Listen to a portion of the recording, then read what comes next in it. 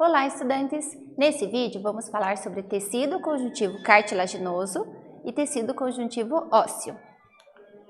O tecido conjuntivo cartilaginoso, ele tem origem lá na mesoderme. Então, na fase embrionária, nós temos a ectoderme, a endoderme e a mesoderme. E essa mesoderme que vai formar o tecido conjuntivo cartilaginoso.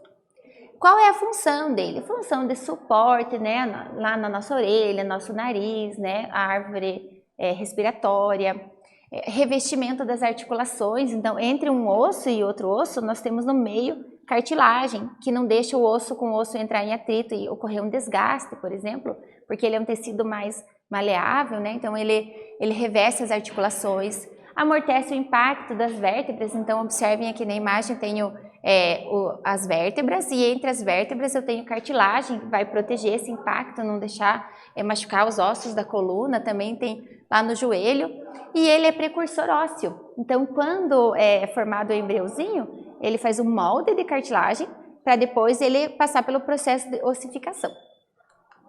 Qual é a localização? Ele é localizado em quase todo o corpo, né? Nas orelhas, nariz, na traqueia, né? Fazendo essa árvore respiratória que a gente chama, né? Tem os brônquios, bronquíolos, né? Também ele é encontrado nas articulações e ele tem uma consistência firme, mas ele é flexível, né? Ele, por exemplo, você consegue dobrar a orelha, né? Consegue mexer na ponta do nariz e dobrar. Então ele é firme, mas ele também é flexível. Não tem vasos sanguíneos, né? Então não tem sangue circulando ali, também ele não tem nervos nesse tecido. As células dele são condroblastos, blastos, que são células jovens, vão secretar alguma substância, né? Daí são as substâncias cartilaginosas, e quando essas células ficam adultas, elas são chamadas de condrócitos. E a substância que fica intercelular entre as células são fibras, principalmente as colágenas e as elásticas. Nós temos 3 tipos de tecido cartilaginoso.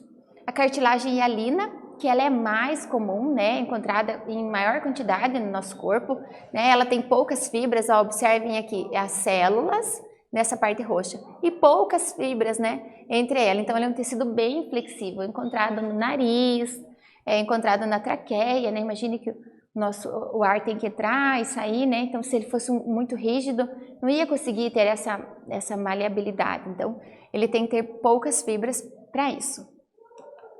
A cartilagem elástica, ela já tem uma quantidade moderada de fibras. Observe na imagem aqui que ficou mais roxo, né? Mais corado de roxo, então já tem fibras, principalmente fibras elásticas.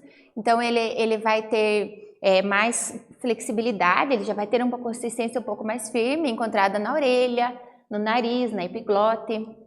E também a cartilagem fibrosa. É uma cartilagem que possui muitas fibras, então ela é muito mais resistente, não é tão maleável. Onde que nós encontramos? Nos discos vertebrais, então entre uma vértebra e outra nós temos ele, então ele tem que ser um pouco mais resistente para conseguir amortecer esse impacto.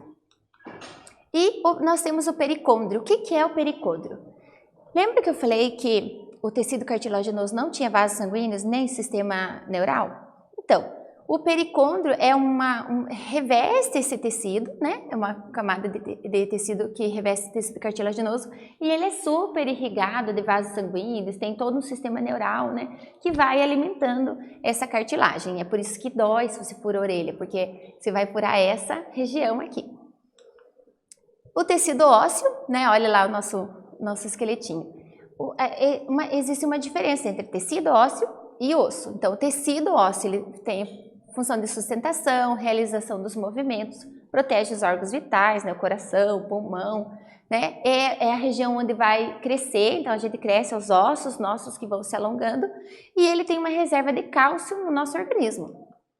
Ele é formado por fibras colágenas, né? Então ele é bem mais resistente, e também fosfato de cálcio que dá essa consistência rígida. Ele é um tecido vascular, tem vasos sanguíneos no meio desse tecido, e ele também tem ramificações nervosas, né? E ele é formado por 3 células, osteoblastos, que faz a matriz óssea, os osteócitos, que mantêm essa matriz, e o osteoclasto, que vai degradar a matriz óssea. Se precisar de cálcio, ele retira o cálcio e leva para o sangue.